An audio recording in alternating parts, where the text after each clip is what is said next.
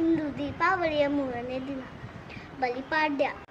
ವಾಮನ ರೂಪದ ವಿಷ್ಣು ಮಹಾಬಲಿ ಚಕ್ರವರ್ತಿಯ ಅಹಂಕಾರವನ್ನು ಮೆಟ್ಟಿದ ದಿನ. ಮಹಾಬಲಿ ಎಂಬ ರಾಕ್ಷಸ ರಾಜ್ಯದಿಂದ. ಅವನು ಬಹಳ ಒಳ್ಳೆಯವನು, ದಾನಶೂರನು, ಜೊತೆಗೆ ಅಹಂಕಾರದಿಂದ. ದೇವತೆಗಳು ಅವನ ಶತ್ರುವಾಗಿದ್ದರಿಂದ ಅವನನ್ನು ಕಾಡುತ್ತಿದ್ದ.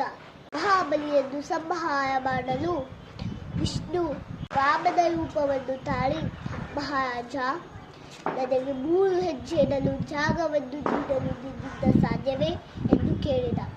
ಆಗ ಮಹಾಬಲಿ, ಇಷ್ಟು ನನ್ನ ದೊಡ್ಡ ಸಾಮ್ರಾಜ್ಯದಲ್ಲಿ ನಿನಗೆ 3 ಹೆಜ್ಜೆ ಇಡಲು ಜಾಗ ತಾನೇ, ಇಡು ಎಂದು ಹೇಳಿದ. ಆಗ ವಾಮನ ದೊಡ್ಡ ರೂಪವನ್ನು ತಾಳಿ 1 ಹೆಜ್ಜೆಯನ್ನು ಭೂಮಿಯ ಮೇಲೆ, ಇನ್ನೊಂದು ಹೆಜ್ಜೆಯನ್ನು ಆಕಾಶದ ಮೇಲೆ ಇಟ್ಟ. 3ನೇ ಹೆಜ್ಜೆಯಲ್ಲಿಡಲಿ ಎಂದು ಕೇಳಿದ. ಆಗ ಮಹಾಬಲಿ, ನನ್ನ ತಲೆಯ ಮೇಲೆ ಇಡು ಎಂದು ಹೇಳಿದ. ಆಗ ವಾಮನ ಅವನ ತಲೆಯ ಮೇಲೆ ತನ್ನ ಪಾದವನ್ನು ಇಟ್ಟು ತುಳಿದು ಪಾತಾಳಕ್ಕೆ ಕಳಿಸಿದ.